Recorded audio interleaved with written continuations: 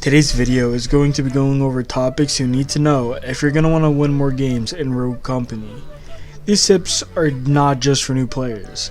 People with any amount of time spent on this game can benefit from these 5 things I'm going to go over. So grab your pen, grab your paper, and let's start. Tip number 1 is going to be your in-game awareness. You need to know what's going on not only around your immediate location, but the entire map. There's many times where you leave a hole and open a flank where they sneak through and you lose the point on defense. This one can naturally come while progressing in the game, and once you start understanding each map, this point is just going to come to you. You're going to know where to go, where to move to, and what spots on the map to make sure no one comes by. Tip number 2 is going to understand each and every rogue loadout. If you want to play successfully in Rogue Company, you not only need to know your abilities and kit, but your teams and your enemies as well. An example of this is Dima. He's a demolitionist. Knowing that he has a grenade, a launcher, and a good perk setup can help you tremendously during in-game situations when he's on the other side of you. Moving on over to number 3 is using perks to counter, or just using your perks smartly in general.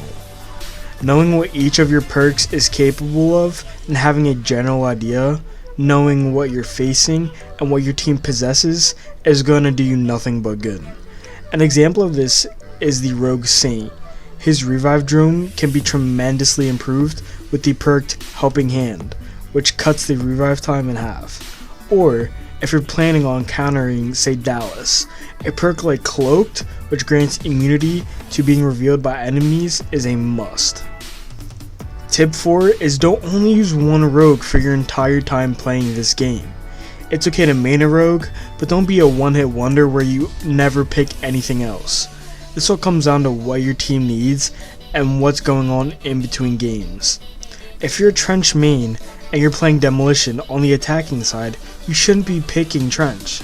Times like this would be where you'd pick your backup character or a character your team needs. We're going to move on to tip number 5, which is the final tip, and this is play as a teammate, not just for yourself. This mainly goes for people who queue solo and play with randoms. Playing with them instead of going solo is going to be crucial if you're going to want to have any chance at winning that game. This doesn't mean you move as a cluster, but you should use communication, and even if you can only ping, then ping. These are 5 phenomenal tips if you need to help gain some wins on Rogue Company.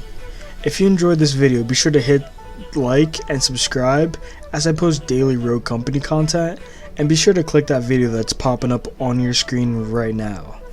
As always, thank you for watching all of my videos.